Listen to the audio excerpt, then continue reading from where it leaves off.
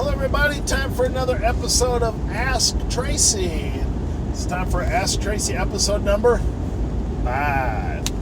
So today the question is, and most of these questions are geared for commercial, not home, but what's the best growing media for a commercial environment? Well, boy, a lot of this comes down to opinion. It really, really does. You can say good and bad about pretty much all of them. I can give you my opinion. Touch on what's the best for homeowners. Whatever you can do. To be straight up. Whatever you can do at homeowners, that's the best. But commercial, and when I talk to different growing media, excuse me, to me there's 4 basic types. You got the media bed, which either uses the bell siphon or a pump to pump on and off. You have the NFT, the nutrient film technique. Some people call it the nutrient film tray, but I think it's technique if I'm remembering right. You got the water rafts, where everything's floating on the water on usually styrofoam sheets. And the last one is vertical tower. Now, I put those in their own category.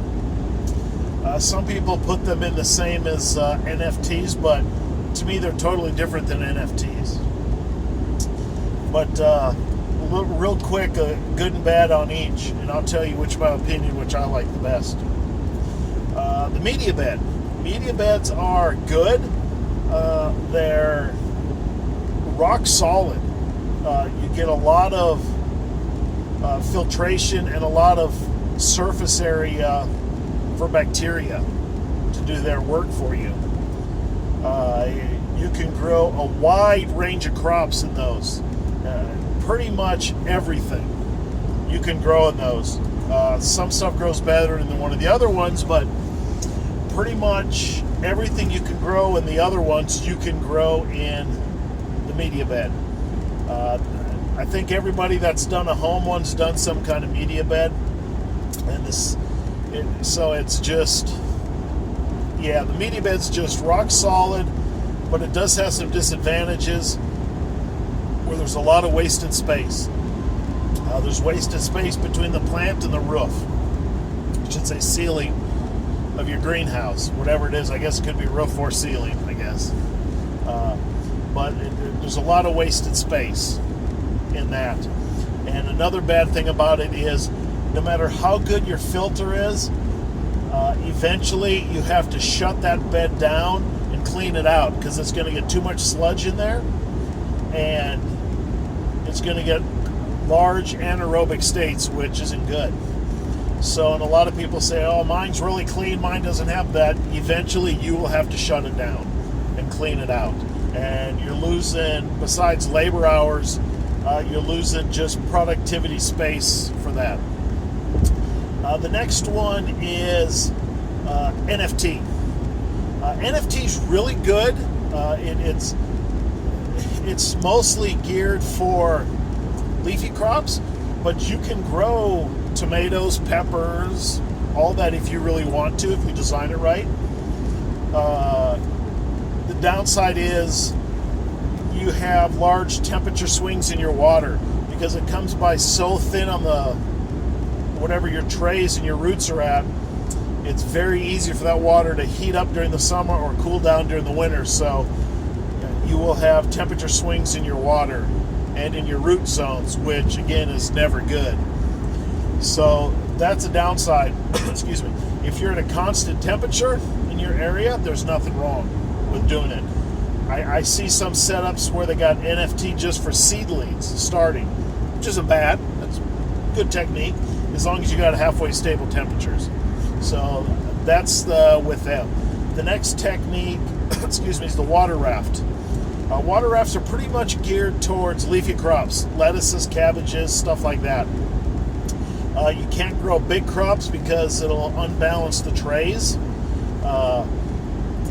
Advantage of that is usually water trays are a little better labor-wise for growing stuff than NFT or beds, usually. So water rafts are good. Water rafts are good for maintaining a steady temperature because there's just so much of massive of water. Downside, one of them is, like I said, you're pretty limited in your crops. You pretty much are leafy crops sometimes.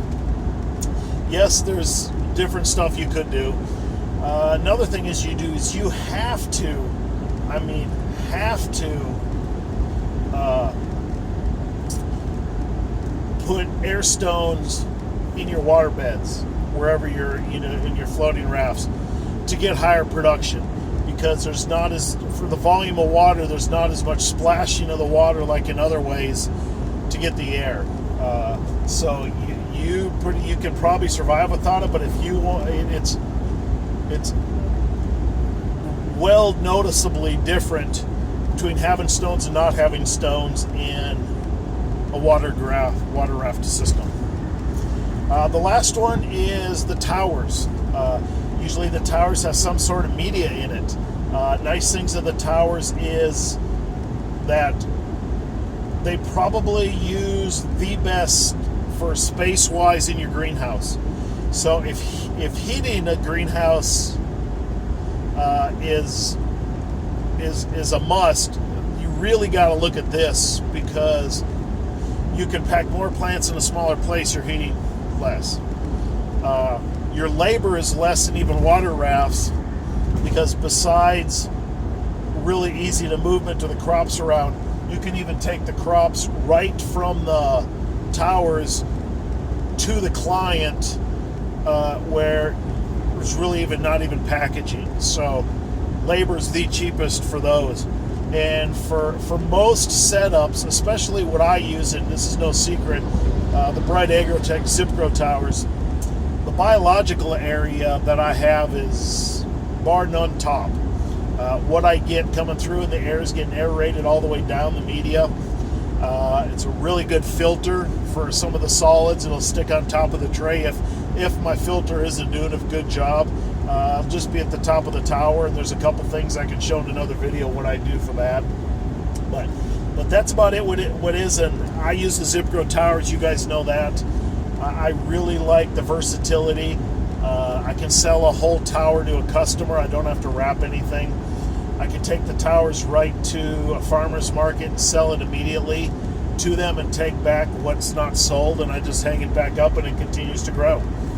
So it's really good. Now, tomatoes and peppers you can grow, but they're not movable. You have to support them. So yes, you could, but it's in the same categories of floating rafts, where it's probably not your primary concern. If you want to throw some in for personal or something like that, or on a limited scale, you could do that. So, but that's it. That's a different growing means, in my opinion, on that. Again, everybody's got a different opinion for this. This is kind of like asking, what's the best quarterback in football of all time?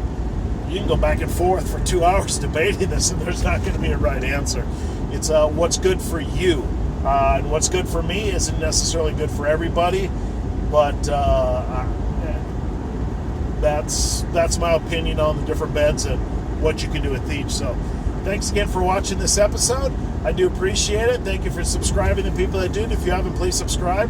Please like the video if you don't mind. Thank you very much. Any questions, listen below. Everybody have a great day.